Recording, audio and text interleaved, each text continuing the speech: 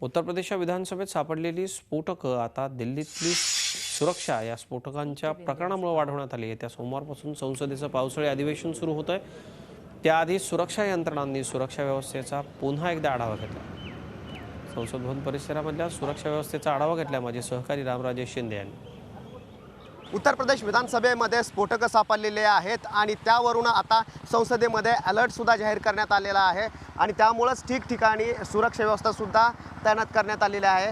आपण पाहू शकता की प्रवेशद्वार आहे आणि प्रवेशद्वाराच्या नंतर इथे सर्वच ठिकाणी बॅरिगेड्स मोठ्या प्रमाणावर लावण्यात आलेले आहेत आणि सुरक्षा व्यवस्था जी आहे ती कडेकोट करण्यात आलेली आहे। कारण 17 तारखेपासून म्हणजेच की सोमवारपासूनच या ठिकाणी अधिवेशन होणार आहे।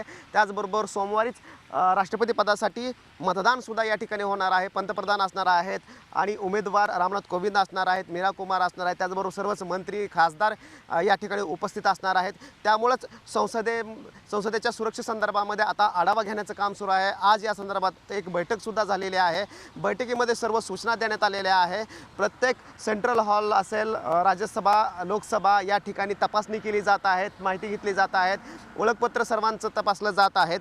त्याचबरोबर रुग्णवाहिका, फायर ब्रिगेड सर्वांनाच सज्ज राहण्याचे आदेश देण्यात आलेले आहेत आणि सुरक्षा या ठिकाणी कडक करण्यात आलेली आहे। कोणत्याही परिस्थितीमध्ये कोणतीही घातपाताची घटना होऊ नये संसदेमध्ये यासाठी खबरदारी मात्र घेण्यात आलेली आहे।